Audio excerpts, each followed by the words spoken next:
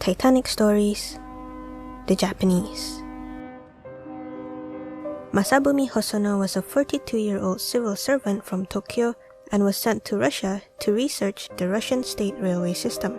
He was quite an important man of high status in Japan, being a part of the Ministry of Communications, graduated from Tokyo Higher Commercial School, even graduated from the Russian Department of the Tokyo School of Foreign Languages. What led him to Titanic was his journey to go back to Japan from Russia, which required him to go to London first and later board the Titanic in Southampton to go to his next stop, New York. He was the only Japanese passenger on the Titanic.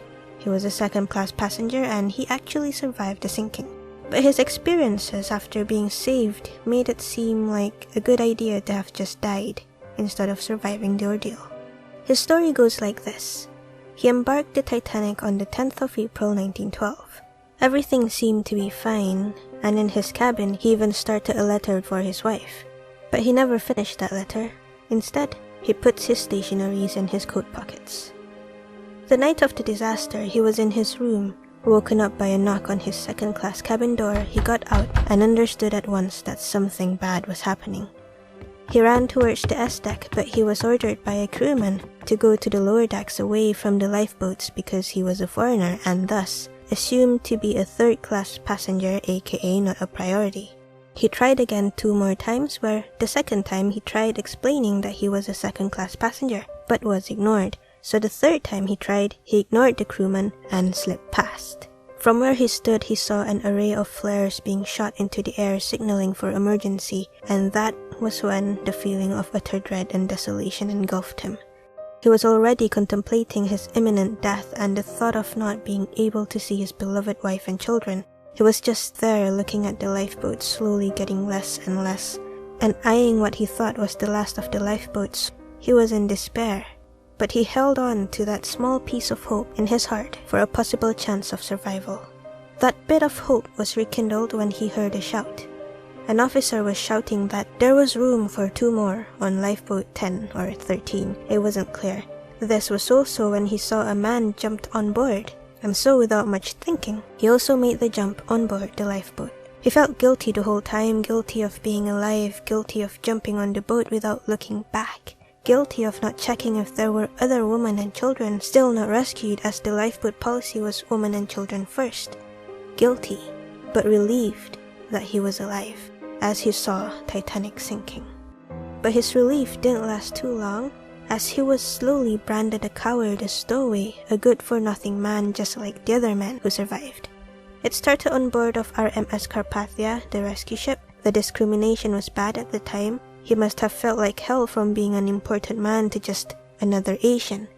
And just for being Asian and surviving the ordeal, he was the target of jokes and bullying.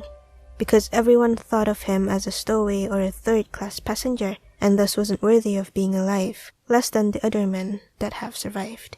In New York, with little money he had and still mainly ignored of his well-being, he sought out his friends there and they managed to help him book a ship to Japan and San Francisco.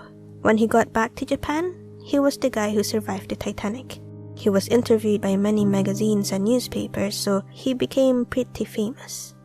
Everything went fine and he was slowly going back to his old life, but it didn't end there. After a book by Archibald Gracie IV, who was a survivor himself, published a book called The Truth About the Titanic, the Japanese people's view on him turned 180 degrees.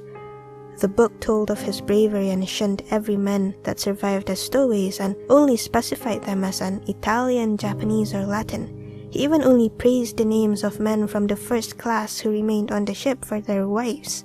It's clear that racism and caste was very thick at the time, but that's how it was.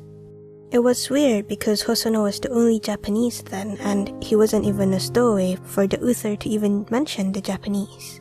There was even a rumor going around they must have disguised themselves as women to sneak on board. So Hosono, without a chance to clear his name nor does anyone wanted to listen, was dubbed a disgrace to all Japanese.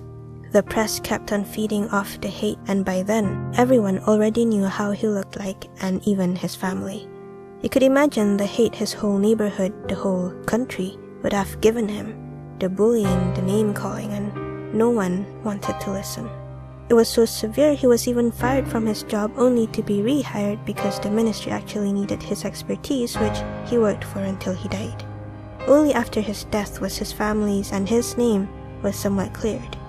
It was the letter to his wife that he wrote on Carpathia with the stationery he had in his pocket. In the letter was his personal accounts of what had really happened during the time between the sinking and in Carpathia.